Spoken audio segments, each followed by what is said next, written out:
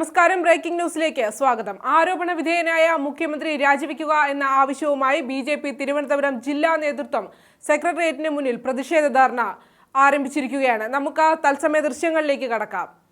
പ്രസക്തമായ ഒരു രാഷ്ട്രീയ വിഷയത്തിലാണ് ബിജെപി ഇന്ന് കേരളത്തിലെ എല്ലാ കളക്ടറേറ്റുകളിലേക്കും തിരുവനന്തപുരത്ത് സെക്രട്ടേറിയറ്റിലേക്കും ഈ പ്രതിഷേധ പരിപാടി സംഘടിപ്പിച്ചിരിക്കുന്നത്. പാർട്ടിയുടെ ഏറ്റവും മുതിർന്ന നേതാക്കന്മാരിൽ ഒരാളും മുൻ കേന്ദ്രമന്ത്രിയായിട്ടുള്ള ശ്രീ വി മുരളീധരൻജിയാണ് ഈ പരിപാടി ഉദ്ഘാടനം ചെയ്യുന്നത്. അദ്ദേഹം ഏതാനും നിമിഷങ്ങൾക്ക് ഇവിടെ എത്തിച്ചേരും. ഇപ്പോൾ കേരളത്തിൽ സജീവ ചർച്ചയായിക്കൊണ്ടിരിക്കുന്ന കേരള മുഖ്യമന്ത്രിയുടെ ഓഫീസ് ക്രിമിനലുകളുടെയും മാഫിയകളുടെയും സ്ത്രീപീഡകന്മാരുടെയും കേന്ദ്രമായി മാറിയിട്ടുണ്ട്. മുഖ്യമന്ത്രിയുടെ ഓഫീസിൽ നടക്കുന്ന കാര്യങ്ങൾ ഒന്നുകിൽ അദ്ദേഹത്തിന്റെ അറിവോടെയാണ് ഈ തോന്നിയാസങ്ങൾ നടക്കുന്നത്, അല്ലെങ്കിൽ അദ്ദേഹത്തിന് ഇക്കാര്യങ്ങൾ അറിയുവാനുള്ള സാമാന്യ ബോധവും ശേഷിയും നഷ്ടപ്പെട്ടിരിക്കുന്നു എന്നുള്ള വസ്തുത കേരളത്തെ അപകടകരമായ സാഹചര്യത്തിലേക്ക് തള്ളിയിട്ടിരിക്കുന്നതിനെതിരെയാണ് ബിജെപി പ്രക്ഷോഭം സംഘടിപ്പിച്ചിരിക്കുന്നത്. ഇടതുപക്ഷ ജനാധിപത്യ മുന്നണിയെ പിന്തുണച്ചുകൊണ്ടിരുന്ന ഇപ്പോഴും സാങ്കേതികമായി പിന്തുണയ്ക്കുന്ന MLA PV അൻവർ കേരളത്തോട് വിളിച്ചു പറഞ്ഞ ചില കാര്യങ്ങളുണ്ട്.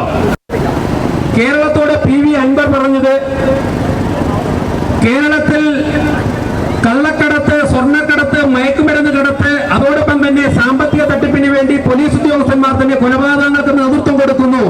ഇങ്ങനെയുള്ള വിഷയങ്ങൾ മുഖ്യമന്ത്രിയുടെ ഓഫീസിൽ വരുമ്പോഴേക്കും അന്വേഷണങ്ങളൊക്കെ തന്നെ അട്ടിമറിക്കപ്പെടുന്നു എന്നാണ് പറഞ്ഞത്. ആ വസ്തുത അന്വേഷിക്കുന്നതിന് പകരം കേരളത്തിന്റെ മുഖ്യമന്ത്രി എന്താ ചെയ്തത്? പിറ്റേ ദിവസം സ്വന്തം മരുമകൻ റിയാസിന്റെ PR വർക്ക് ചെയ്യുന്ന മയ്യഴിക്കാരനായിട്ടുള്ള ചെറുപ്പക്കാരൻ, ഞാൻ പേര് മാത്രം ഇപ്പൊ പറയുന്നില്ല, അന്വേഷണം നടക്കട്ടെ, അപ്പൊ പേര് വരും.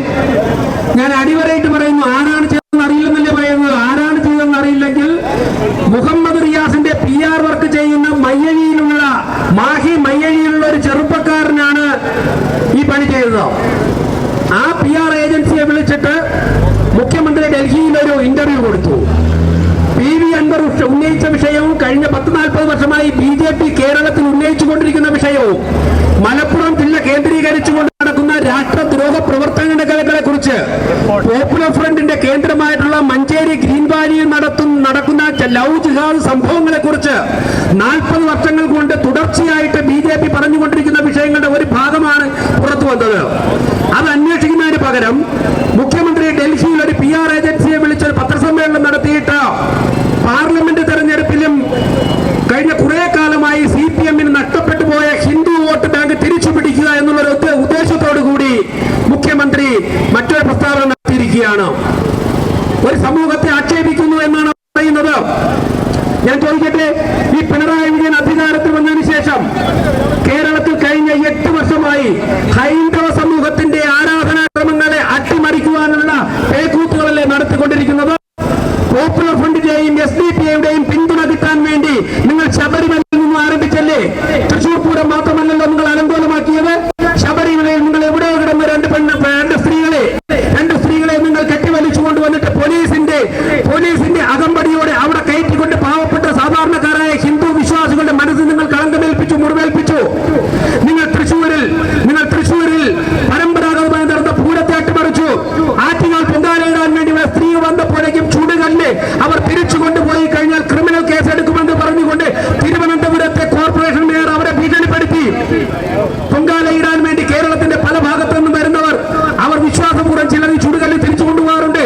കല്ല് കൊണ്ടുപോയാൽ ഞങ്ങൾ ക്രിമിനൽ കേസ് എടുക്കും എന്ന് പറഞ്ഞുകൊണ്ട് അവരെ ഭീഷണിപ്പെടുത്തി. എന്നിട്ട് ഇന്നലെ മഹാനവമി ആഘോഷങ്ങൾക്ക് തുടക്കമായിരിക്കുകയാണ്. നിങ്ങൾക്കറിയോ, പൂജപ്പുര സരസ്വതി മണ്ഡപം, അത് സരസ്വതി ക്ഷേത്രവും നവരാത്രി ആഘോഷങ്ങളോടനുബന്ധിച്ച് തമിഴ്നാടിൽ നിന്നും വിഗ്രഹങ്ങൾ കൊണ്ടുവന്ന് വെച്ച് പൂജിക്കുവാനുള്ള സ്ഥലവുമാണ്. നമ്മളൊക്കെ തന്നെ ജനിച്ചപ്പോൾ മുതൽ കാണുന്നതല്ലേ?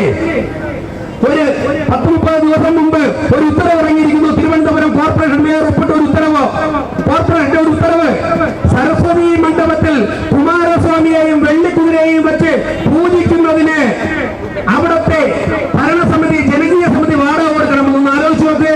എന്റെ വീട്ടിൽ ഞാൻ താമസിക്കുന്നതിന് വാടക കൊടുക്കണമെന്ന് സംസ്ഥാന സർക്കാർ പറയുന്നത് പോലെയാണ് തിരുവനന്തപുരം കോർപ്പറേഷൻ വെള്ളിക്കുതിരയെയും കുമാരസ്വാമിയെയും സരസ്വതി കൽമണ്ഡപത്തിൽ വെച്ച് പൂജിക്കുന്നതിന് വാടക കൊടുക്കണമെന്ന് ഉത്തരവിറക്കിയിരിക്കുന്നു. നിങ്ങൾ ശബരിമലയിൽ ആരംഭിച്ചു, നിങ്ങൾ തൃശ്ശൂരിൽ ചെയ്തു, നിങ്ങൾ ആറ്റുകാൽ പൊങ്കാലയിടാൻ വരുന്നവരെ ഭീഷണിപ്പെടുത്തി, നിങ്ങൾ പൂജപ്പുരയിൽ നവരാത്രി ആഘോഷങ്ങൾ പോലും അട്ടിമറിക്കുവാൻ വേണ്ടി ശ്രമിക്കുന്നു.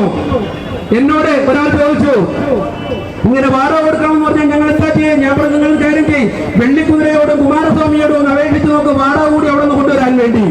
വെള്ളിക്കുതിര വാടക കൊണ്ടുവന്ന് കോർപ്പറേറ്റ് അടച്ചാൽ മാത്രമേ വെള്ളിക്കുതിരയ്ക്ക് സരസ്വതി മണ്ഡപത്തിൽ ഇരിക്കാൻ പറ്റുകയുള്ളൂ എന്ന് ഉത്തരവ് ഇറക്കിയിരിക്കുന്നു പിണറായി വിജയന്റെ പാർട്ടി.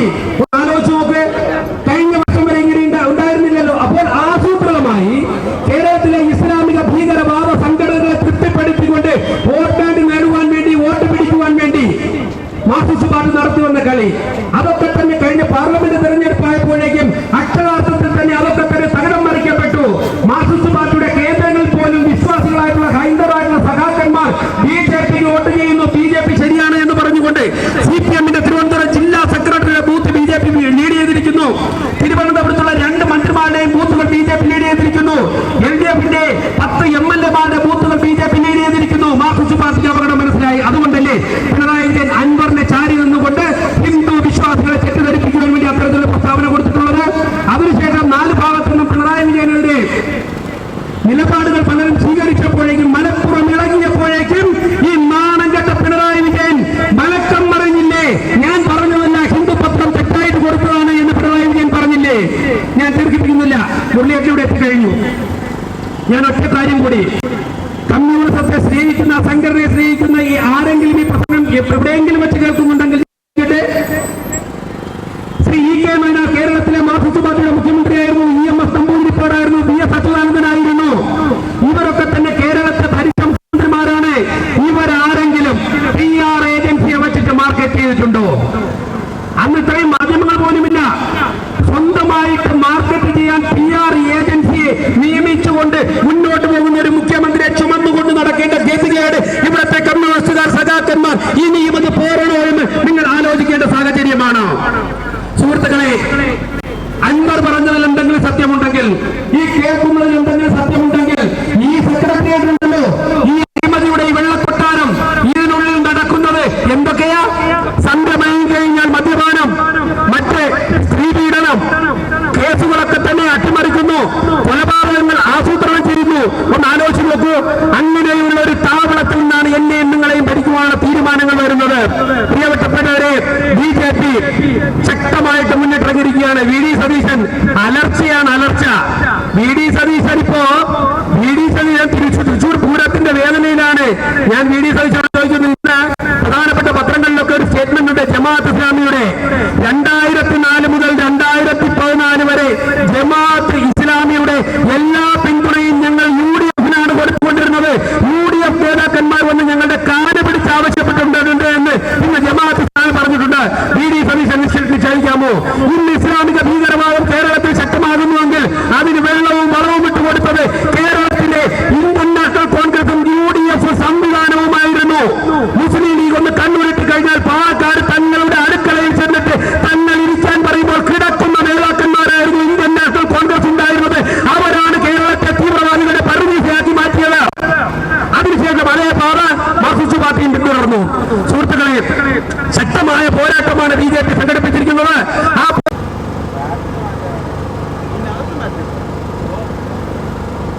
അഴിമതിക്കാരെയും രാജ്യദ്രോഹികളെയും സംരക്ഷിക്കുന്ന മുഖ്യമന്ത്രി പിണറായി വിജയന് അധികാരത്തിൽ തുടരാനുള്ള അർഹതയില്ല എന്ന് പ്രഖ്യാപിച്ചുകൊണ്ട്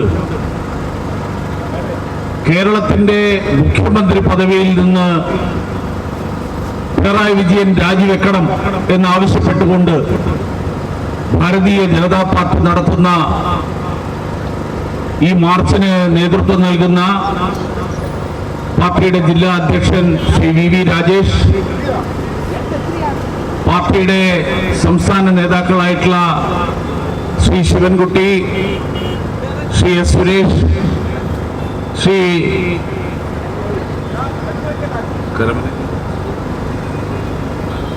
ശ്രീ പാലോട് സന്തോഷ്, ശ്രീ MR ഗോപൻ, മഹേശ്വരൻ നായർ, ശ്രീ തമ്പാനൂർ സതീഷ്, പത്മിനി തോമസ് ഉൾപ്പെടെയുള്ള നേതാക്കളെ, ഈ പരിപാടിയിൽ പങ്കെടുക്കുന്ന സുഹൃത്തുക്കളെ, സഹോദരി സഹോദരന്മാരെ, മാധ്യമ പ്രവർത്തകരെ, എല്ലാവർക്കും നമസ്കാരം. കേരളത്തിലെ ഇപ്പോഴത്തെ സ്ഥിതി കാണുമ്പോൾ എനിക്ക് ഓർമ്മ വരുന്നത് കുറച്ച് വർഷങ്ങൾക്ക് മുമ്പ് ഇറങ്ങിയ വിജയ് നായകനായിട്ടുള്ള ഒരു തമിഴ് സിനിമയാണ്. പോക്കിരി എന്ന് പറയുന്ന ഒരു സിനിമയുണ്ടായിരുന്നു. അതിൻ്റെ ഒരു ഏകദേശ രൂപമാണ് ഇപ്പോ കേരളത്തിൽ കണ്ടുകൊണ്ടിരിക്കുന്നത്. രണ്ട് അധോലോക സംഘങ്ങൾ തമ്മിലുള്ള ഏറ്റുമുട്ടലാണ് ആ സിനിമയിലെ പ്രതിപാദ്യ വിഷയമെങ്കിൽ, ഇപ്പോ കേരളത്തിലെ ഏറ്റുമുട്ടൽ രണ്ട് അധോലോക സംഘങ്ങൾ തമ്മിലാണ്. ഒന്ന് PV അൻവർ നേതൃത്വം നൽകുന്ന നിലമ്പൂർ ഡോൺസ്, പിന്നെ P ശശി നേതൃത്വം നൽകുന്ന കണ്ണൂർ ഡോൺസ്. ഇവർ രണ്ടുപേരും തമ്മിൽ കൊള്ളമുതൽ പങ്കിടുന്നതിൽ നടന്നിട്ടുള്ള തർക്കങ്ങൾ, ആ തർക്കങ്ങളാണ് ഇപ്പൊ നാറിയ കഥകൾ മുഴുവൻ തന്നെ നാട്ടിൽ മുഴുവൻ പാട്ടാകുന്നതിന് കാരണമായിട്ടുള്ളത്. ഇത്രയും കാലം ഇവരെ ഒരുമിച്ച് നിന്ന് കസ്റ്റഡി കൊലപാതകങ്ങളും സ്വർണ്ണക്കടത്തും സ്വർണം പൊട്ടിക്കലും ഇങ്ങനെയുള്ള പരിപാടികളൊക്കെ നിർബാധം നടത്തി വരികയായിരുന്നു. ഇപ്പൊ മുഖ്യമന്ത്രി പറയുന്ന കരിപ്പൂർ കേന്ദ്രമാക്കിയിട്ടുള്ള സ്വർണ്ണക്കടത്ത്, ആ സ്വർണ്ണക്കടത്തിന് കൂടെ നിന്ന ആളുകളാണ് ഇവരെല്ലാവരും ഒരുമിച്ച്. ഒരു സുപ്രഭാതത്തിൽ P ശശി ഇതിനെല്ലാം നേതൃത്വം നൽകുന്ന ആളാണ് എന്ന് അൻവറിന് തോന്നിയത് എന്താണെന്ന് എനിക്കറിയില്ല. ഇത്രയും കാലം അൻവറിന് ഇതൊന്നും അറിയില്ലായിരുന്നു. അതുകൊണ്ടാണ് ഞാൻ പറഞ്ഞത്, ഇവർ രണ്ടുപേരും ഒരുമിച്ച് നിന്ന് ഇതെല്ലാം നടത്തിക്കൊണ്ടിരുന്ന ആളുകളാണ്. കൊള്ള മുതൽ പങ്കിടുന്നതിലുള്ള തർക്കം, ആ തർക്കമാണ് ഇപ്പോ ഈ കഥകളൊക്കെ പുറത്തു വരാൻ കാരണം. അപ്പൊ ഇത് നിർബാധം തുടരുകയായിരുന്നു. വല്ല അബദ്ധവും ഇടക്കൊക്കെ പറ്റുമ്പോ അത് PR-കാരെ വെച്ച് വെളുപ്പിച്ചെടുക്കും. അതാണ് കഴിഞ്ഞ 8 വർഷമായിട്ട് പിണറായി വിജയൻ നടത്തിക്കൊണ്ടിരിക്കുന്ന തുടരുന്ന തന്ത്രം. ഞാനിതൊരു 5-6 കൊല്ലം മുമ്പേ കേരളത്തിലെ ജനങ്ങളോട് പറഞ്ഞിട്ടുള്ള ഒരാളാണ്. കോവിഡ് കാലത്ത് കോവിഡ് ടെസ്റ്റുകളുടെ എണ്ണം കുറച്ചു കൊണ്ടുവന്ന് കേരളത്തിൽ കോവിഡ് ബാധിതരായിട്ടുള്ളവരുടെ എണ്ണം ലോകത്തെവിടെയും ഉള്ളതിനേക്കാൾ കുറവാണ് എന്ന് വരുത്താനുള്ള ശ്രമമാണ് അന്ന് പിണറായി വിജയൻ നടത്തിയത്. എന്നിട്ട് മാധ്യമങ്ങളിലുള്ള ചില പഴയ SFI-ക്കാരുണ്ട്. ആ മാധ്യമങ്ങളിലുള്ള SFI-ക്കാര് കേരളത്തിനകത്തും ഇന്ത്യക്കകത്തും മാത്രമല്ല, കേരളത്തിനും ഇന്ത്യക്ക് പുറത്തും ഉൾപ്പെടെയുള്ള പഴയ SFI-ക്കാരുണ്ട്. അവരെ കൊണ്ട് ലേഖനം എഴുതിക്കും. എന്നിട്ട് പറയും, ന്യൂയോർക്ക് ടൈംസിൽ വാർത്ത വന്നു, വാഷിംഗ്ടൺ ടൈംസിൽ വാർത്ത വന്നു, കോവിഡിനെ ഞങ്ങൾ പിടിച്ചുകെട്ടി, കേരളം പിടിച്ചുകെട്ടി. അന്ന് ചില CPM-കാരും SFI-ക്കാരും ഒക്കെ പറഞ്ഞത് നരേന്ദ്രമോദി പിണറായി വിജയനെ കണ്ടുപിടിക്കണം എന്നാണ്. കോവിഡിനെ എങ്ങനെ പ്രതിരോധിക്കണം എന്നുള്ള കാര്യത്തിൽ പിണറായി വിജയൻ എടുക്കുന്ന മാതൃക, അന്നത്തെ PR ഏജൻസിയുടെ നിർദ്ദേശമായിരുന്നു കോവിഡ് ടെസ്റ്റിന്റെ എണ്ണം കുറക്കുക എന്നുള്ളത്. അത് കഴിഞ്ഞ് ഡാം തുറന്നു വിടാതെ ഏതാണ്ട് 400ഓളം ആളുകളെ ഇടുക്കിയിൽ വെള്ളത്തിൽ മുക്കിക്കൊന്നു. ആദ്യത്തെ പ്രളയം, അന്നും കരുതലിന്റെ ആൾരൂപമായിട്ട് പിണറായി വിജയൻ അവതരിച്ചു. ലോകം മുഴുവൻ കരുതലിന്റെ പ്രതിരൂപമായിട്ട് അവതരിപ്പിക്കപ്പെട്ടു. ആ അവതരണവും PR ഏജൻസിയുടേതായിരുന്നു. അത് കഴിഞ്ഞപ്പോ പിന്നീട് ഉണ്ടായിട്ടുള്ള പ്രളയങ്ങൾ, ആ കാലഘട്ടത്തിലാണ് PR ഏജൻസികൾ പുതിയൊരു പേര് മുഖ്യമന്ത്രിക്ക് ചാർത്തിക്കൊടുത്തത്. നിങ്ങൾക്ക് ഓർമ്മയുണ്ടാവും, ക്യാപ്റ്റൻ. ഇതൊന്നും മാർക്സിസ്റ്റ് പാർട്ടിയുടെ സംസ്ഥാന കമ്മിറ്റിയോ മാർക്സിസ്റ്റ് പാർട്ടിയുടെ സെക്രട്ടേറിയറ്റോ മാർക്സിസ്റ്റ് പാർട്ടിയുടെ നേതാക്കന്മാരോ ഉണ്ടാക്കിയ പേരുകളല്ല. ഈ പേരുകളൊക്കെ ഉണ്ടാക്കുന്നത് PR ഏജൻസികളാണ്. അതുകൊണ്ട് ഈ PR ഏജൻസികളുടെ നിർദ്ദേശമനുസരിച്ച് അവരുണ്ടാക്കുന്ന തിരക്കഥയനുസരിച്ച് കേരളത്തിലെ ജനങ്ങളെ മുഴുവൻ തന്നെ തെറ്റിദ്ധരിപ്പിച്ചുകൊണ്ട് കേരളത്തിലെ ജനങ്ങളുടെ മുന്നിൽ കരുതലിന്റെ ആൾരൂപമായിട്ട് മാറിയ ഒരു നേതാവായിട്ട് പിണറായി വിജയൻ അവതരിപ്പിക്കപ്പെട്ടു. കോവിഡ് കാലത്ത് നിങ്ങൾക്ക് ഓർമ്മയുണ്ടാവും, ഞാൻ ഒരു ദിവസം ആ കാലത്ത് വൈകുന്നേരം ഞാൻ ഒരാളെ ഫോൺ ചെയ്തപ്പോ പറഞ്ഞു, ഇപ്പൊ മുഖ്യമന്ത്രിയുടെ പത്രസമ്മേളനം നടക്കുന്നത്, നമുക്ക് കുറച്ച് കഴിഞ്ഞ് സംസാരിച്ച പോലെ. കാരണം എന്താ വെച്ചാൽ അന്ന് പിണറായി വിജയന്റെ 6 മണിക്കുള്ള ചിരട്ട കമഴ്ത്തൽ പത്രസമ്മേളനത്തിന്റെ കാലമായിരുന്നു. നമ്മളാരും വീട്ടിലെ ചിരട്ട മലർത്തി വെക്കരുത്, ചിരട്ടയൊക്കെ കവിഴ്ത്തി വെക്കണം. കാരണം ചിരട്ട മലർത്തി വെച്ച് കഴിഞ്ഞാൽ അതിൽ കൊതുക് മുട്ടയിടും. ഇങ്ങനെയുള്ള ശാസ്ത്രീയ സത്യങ്ങളൊക്കെ അവതരിപ്പിച്ചുകൊണ്ടാണ് അദ്ദേഹം 3/4 മണിക്കൂർ തൊട്ട് 1 മണിക്കൂർ വരെ മാധ്യമ പ്രവർത്തകരോട് സെക്രട്ടേറിയറ്റിൽ സുരക്ഷിതമായിട്ടുള്ള മുഖ്യമന്ത്രിയുടെ മാധ്യമ മുറിയിൽ ഇരുന്നിട്ട്, കാരണം മാധ്യമ പ്രവർത്തകരായി ഇരിക്കുന്ന അവിടെയല്ല, അവര് വേറെ മുറിയിലായിരുന്നു. കാരണം കോവിഡിന്റെ കാലത്ത് അങ്ങനെയാണല്ലോ. ഈ PR എക്സസൈസ് കഴിഞ്ഞ 7-8 കൊല്ലമായിട്ട് തുടരുന്ന PR എക്സസൈസ് ആണ്. ഇതൊരു പുതിയ PR എക്സസൈസ് അല്ല, പുതുതായിട്ട് ഏൽപ്പിച്ചിട്ടുള്ള ഏജൻസി അല്ല. പക്ഷെ ഇപ്പോ അത് പുറത്തു വന്നുപോയി.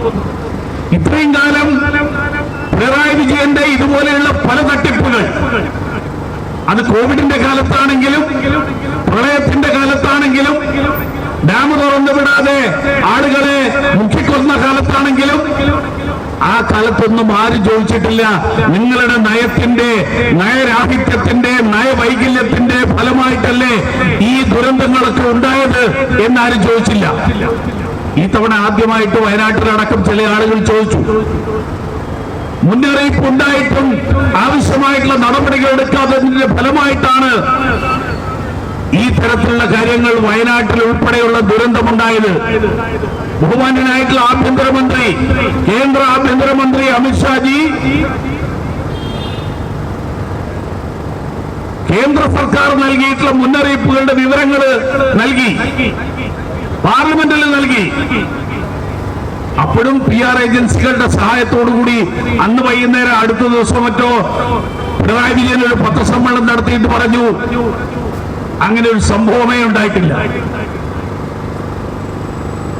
അമിത്ഷാ എന്ന് പറയുന്ന ഇന്ത്യയുടെ ആഭ്യന്തരമന്ത്രിക്ക് ഈ രാജ്യത്തെ 10-30 സംസ്ഥാനങ്ങളിൽ ഒരു സംസ്ഥാനത്തെ മുഖ്യമന്ത്രി, ആ മുഖ്യമന്ത്രിക്ക് കൊടുക്കാത്ത വിവരം കൊടുത്തു എന്ന് പറയേണ്ട ഒരു ബാധ്യതയും അമിത്ഷാ എന്ന് പറയുന്ന ആഭ്യന്തരമന്ത്രിക്കില്ല.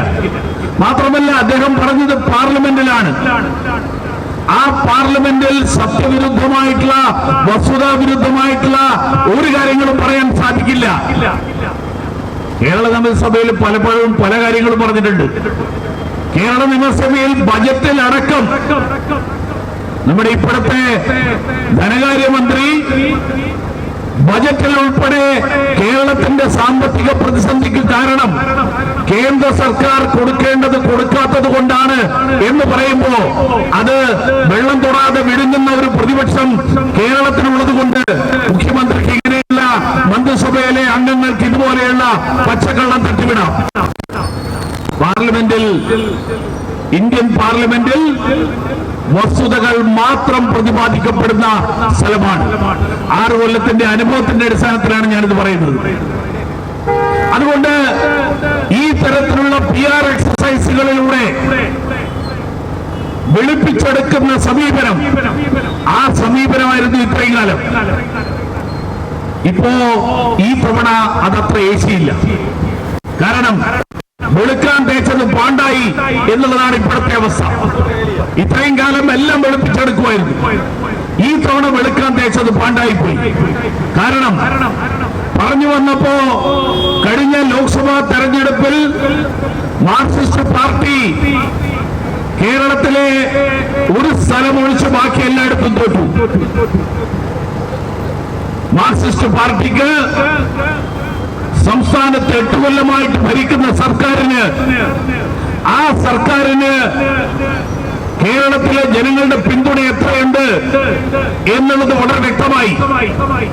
അതിനെക്കുറിച്ച് മാർക്സിസ്റ്റ് പാർട്ടി വിലയിരുത്തിയപ്പോ അവർ തന്നെ പറഞ്ഞതായിട്ട്, അവർ തന്നെ വിലയിരുത്തലായിട്ട് കേരളത്തിലെ മാധ്യമങ്ങൾ പുറത്തുവിട്ട വിവരം, ഞാൻ അവരുടെ വിലയിരുത്തൽ നേരിട്ട് കണ്ട ഒരാളല്ല, രേഖകൾ കണ്ടിട്ടുമില്ല, ഞാൻ കേട്ടിട്ടുമില്ല. പക്ഷെ കേരളത്തിലെ മാധ്യമങ്ങൾ പറയുന്നത് കേരളത്തിലെ നിരവധി പ്രദേശങ്ങളിൽ മാർക്സിസ്റ്റ് പാർട്ടിയുടെ വോട്ട് ചോർന്ന് ബി.ജെ.പിക്ക് പോയി. അങ്ങനെ വോട്ട് ചോർന്ന് ബി.ജെ.പിക്ക് പോയത് കൊണ്ടാണ് ആറ്റിങ്ങലിലടക്കം കോൺഗ്രസ് ജയിച്ചത്. CPM-ന്റെ വോട്ട് ബി.ജെ.പിക്ക് പോയപ്പോ കോൺഗ്രസിന് വിജയിക്കാൻ പറ്റുന്ന സാഹചര്യം ഉണ്ടായി. അപ്പോ പതിവ് പോലെ PR ഏജൻസികൾ മുഖ്യമന്ത്രിക്ക് ഉപദേശമായിട്ട് വന്നു. എന്താ ഉപദേശം? മലപ്പുറം ജില്ലയെ കുറിച്ചുള്ള ചില പരാമർശങ്ങൾ നടത്തുക. കേരളത്തിൽ കരിപ്പൂരിലാണ് ഏറ്റവും കൂടുതൽ കള്ളക്കടത്ത് നടത്തുന്നത് എന്നുള്ളത് പിണറായി വിജയൻ ഇന്നോ ഇന്നലെയോ മനസ്സിലായ ആളാണോ? പിണറായി വിജയൻ ഇതിനു മുമ്പ് അറിയില്ലായിരുന്നോ? കേരളത്തിന്റെ മുഖ്യമന്ത്രിയായിട്ട് 8 കൊല്ലം ഭരിക്കുന്ന ഒരാൾക്ക് കേരളത്തിലെ എവിടെയാണ് കള്ളക്കടത്ത് കൂടുതൽ നടക്കുന്നത്, ഏത് വിമാനത്താവളം വഴിയാണെന്ന് അറിയാൻ മുഖ്യമന്ത്രി ഒന്നാവണ്ട, എല്ലാ ദിവസവും പത്രം വായിക്കുന്ന ആളുകൾക്കറിയാം. മാധ്യമങ്ങളിലൂടെ വരുന്ന വാർത്തകൾ, ആ വാർത്തകൾ കൃത്യമായിട്ട് വായിക്കുന്ന ആളുകൾക്കറിയാം. ഏറ്റവും കൂടുതൽ വാർത്തകൾ വരുന്നത് കരിപ്പൂരിലെ സ്വർണം പിടിക്കുന്ന വാർത്തയാണ്. പക്ഷെ കരിപ്പൂരിലെ സ്വർണം പിടിക്കുക മാത്രമല്ല, കരിപ്പൂരിൽ സ്വർണം പിടിക്കാതെ പോകുന്ന സ്വർണത്തെ, ആ സ്വർണം പുറത്തിറങ്ങിക്കഴിഞ്ഞാൽ അതിനെ വളഞ്ഞിട്ട് പിടിച്ച് അജ്ഞാത കേന്ദ്രങ്ങളിൽ കൊണ്ടുപോയി അവിടെ ഭീഷണിപ്പെടുത്തി അതിൽ നിന്ന് സ്വർണത്തിന്റെ ഒരു പങ്ക് തട്ടിയെടുക്കുന്ന ഒരു അധോലോക സംഘം പ്രവർത്തിക്കുന്നു എന്നുള്ളത് പുറത്തു വന്നത് ഇവർ തമ്മിലുള്ള തർക്കം പുറത്തു വന്നപ്പോഴാണ്. അത് പുറത്തു വന്നപ്പോ അങ്ങനെ പിടിച്ചെടുക്കുന്ന സ്വർണം മുഴുവൻ തന്നെ സർക്കാരിലേക്ക് തിരിച്ചു വരികയല്ല, പകരം അതിന് നേതൃത്വം നൽകുന്ന ആളുകൾ വീതിച്ചെടുക്കുന്നു.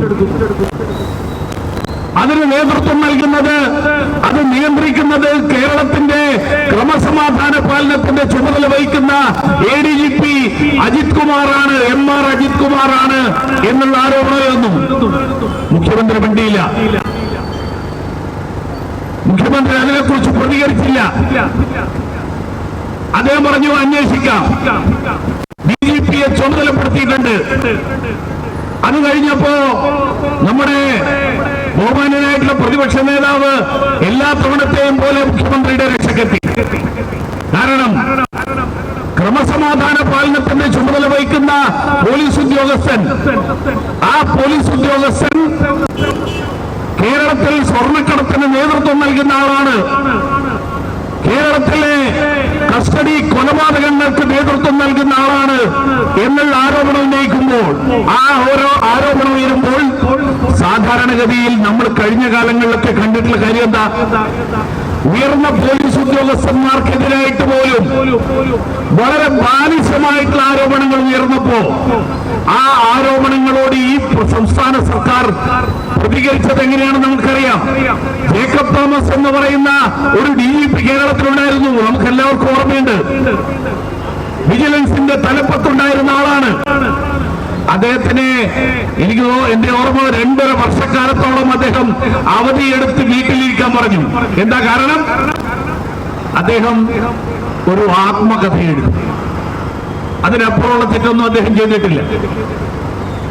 ശരിയാ, പോലീസിലെ മാനുവൽ പ്രകാരം, പോലീസ് നിയമപ്രകാരം, സർക്കാർ ഉദ്യോഗസ്ഥൻ പാലിക്കേണ്ട ചട്ടങ്ങൾ പ്രകാരം സർവീസിലുള്ള ഉദ്യോഗസ്ഥന്മാർ ഇങ്ങനെയുള്ള എന്തെങ്കിലും പ്രസിദ്ധീകരിക്കുന്നുണ്ടെങ്കിൽ സർക്കാരിന്റെ മുൻകൂട്ടിയുള്ള അനുമതി വാങ്ങണം.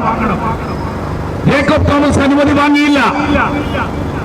അനുമതി വാങ്ങാത്തതിന്റെ പേരിൽ ആ DGP-യെ അവധിയെടുത്ത് വീട്ടിലിരുന്നോടാൻ പറഞ്ഞു. അത് കഴിഞ്ഞിട്ട് നമ്മുടെ എലത്തൂരിലെ തീവണ്ടി തീവെപ്പ് സംഭവം, കഴിഞ്ഞ വർഷം നടന്ന തീവണ്ടി തീവെപ്പ് സംഭവം, ആ തീവണ്ടി സംഭവത്തിൽ പിടികൂടിയ ആളെ കുറിച്ചിട്ടുള്ള വിവരങ്ങൾ മാധ്യമ പ്രവർത്തകർക്ക് ചോർന്നു കിട്ടിയത് ഒരു പോലീസ് ഉദ്യോഗസ്ഥനാണ് എന്ന് പറഞ്ഞുകൊണ്ട് P. വിജയൻ എന്ന് പറയുന്ന ഉയർന്ന പോലീസ് ഉദ്യോഗസ്ഥൻ, എന്റെ ധാരണ അദ്ദേഹം ADGP-യോ IG-യോ എന്തോ ആണ്, IG, അദ്ദേഹത്തെ സസ്പെൻഡ് ചെയ്തു. വിവരങ്ങൾ പുറത്തുവിട്ടു. അന്വേഷണ വിവരങ്ങൾ മാധ്യമപ്രവർത്തകർക്ക് നൽകി. ഇവരൊക്കെ ചെയ്ത തെറ്റിനേക്കാൾ വലിയ തെറ്റല്ലേ ഈ പറയുന്ന എം ആർ അജിത് കുമാർ ചെയ്തത്? ഇവർക്കൊക്കെ എതിരായിട്ട് ഒരു ആരോപണം വന്നു കഴിഞ്ഞാൽ ഉടൻ തന്നെ സസ്പെൻഡ് ചെയ്യുക എന്നുള്ളത്, നടപടിയെടുക്കുക എന്നുള്ളത് ഈ സർക്കാരിന്റെ രീതിയല്ല എന്നാണ് ഇന്നലെ ഈ മുഖ്യമന്ത്രി പറഞ്ഞത്. ഇവർക്കൊക്കെ എതിരായിട്ട് നടപടിയെടുത്തപ്പോ ഈ നയമല്ലായിരുന്നല്ലോ. അപ്പൊ അന്നത്തെ നയം എന്താ പെട്ടെന്ന് മാറ്റിയത്? ആ നയം മാറ്റാനുള്ള കാരണമുണ്ട്. കാരണം എം ആർ അജിത് കുമാറിന് ജേക്കബ് തോമസിനും പി വിജയനും ഇല്ലാത്ത ചില പ്രത്യേക വിശേഷണങ്ങളുണ്ട്. എന്താ? എം ആർ അജിത് കുമാറിന് മുഖ്യമന്ത്രിയുടെ കുടുംബത്തിൽ നടക്കുന്ന പല കാര്യങ്ങളും അറിയാം. തിരുവനന്തപുരത്തെ വിമാനത്താവളത്തെ നയതന്ത്ര ബാഗേജിന്റെ പേരിൽ നടന്ന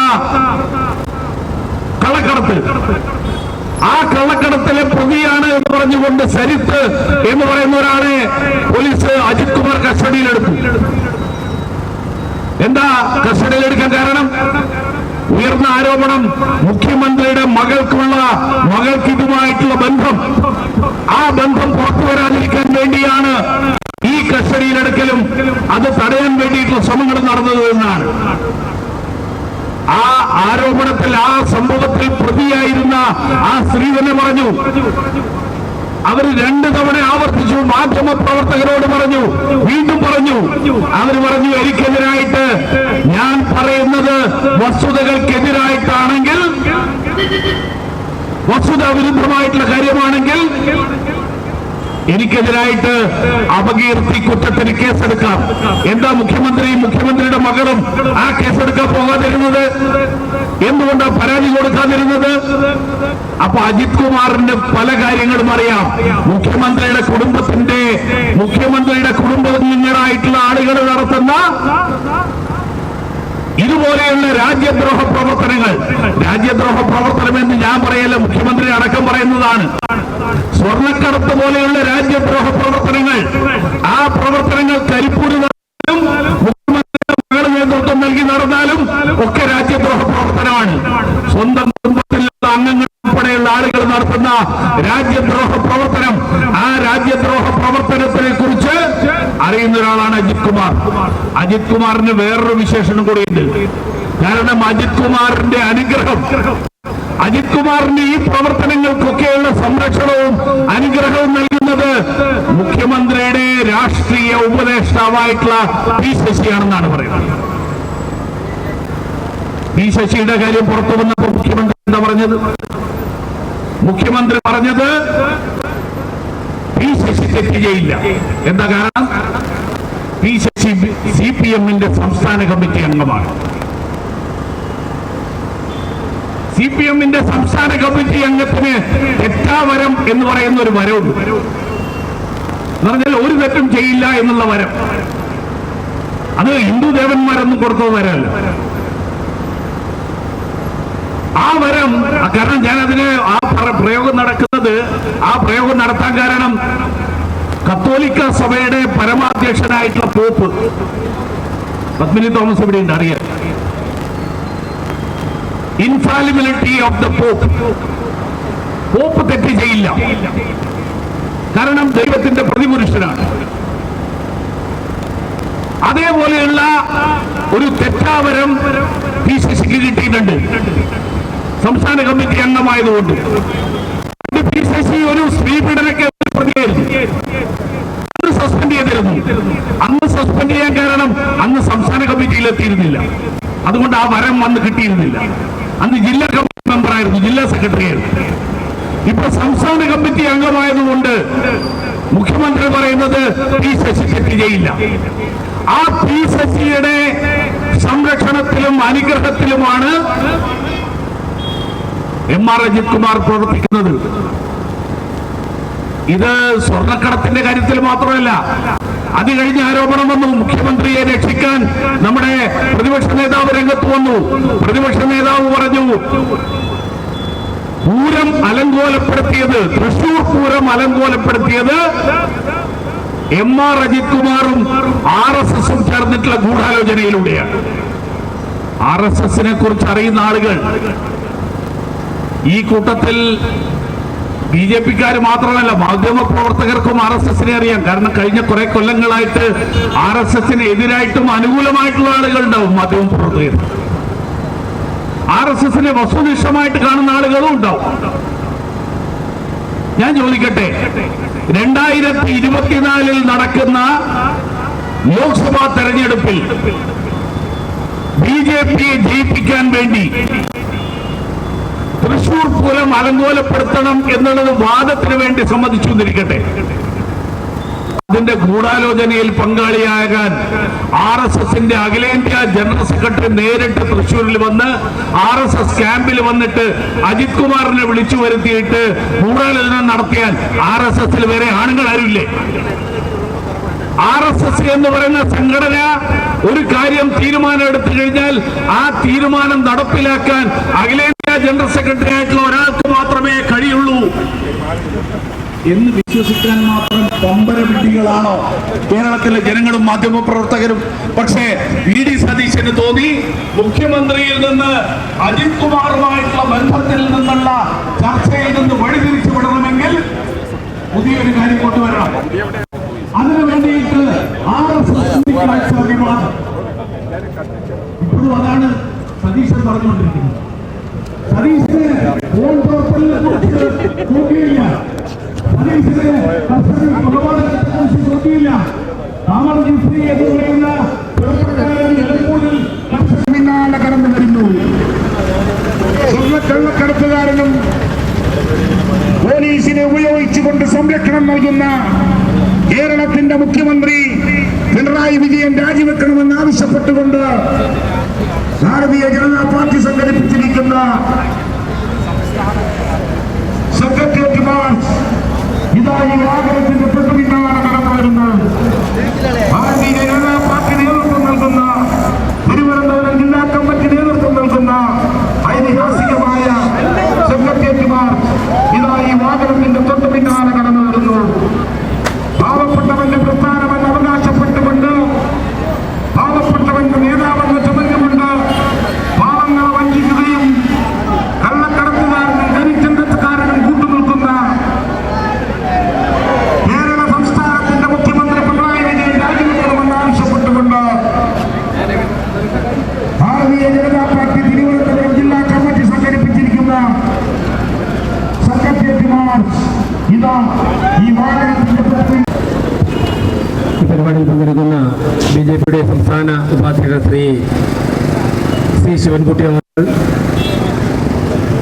ഇതോടൊപ്പം തന്നെ സംസ്ഥാന ഭാരവാഹികളായിട്ടുള്ള അഡ്വക്കേറ്റ് എസ് സുരേഷ്, ശ്രീ പാലോട് സന്തോഷ്, പാർട്ടിയുടെ സംസ്ഥാന സമിതി അംഗം ശ്രീ MR ഗോപൻ, പാർട്ടിയുടെ മുതിർന്ന നേതാക്കന്മാരായിട്ടുള്ള ശ്രീ കല്ലയം വിജയകുമാർ, ശ്രീ മഹേശ്വരൻ നായർ, പത്മിനി തോമസ്, തമ്പാനൂർ സതീഷ്, മറ്റ് തോട്ടയ്ക്കൽ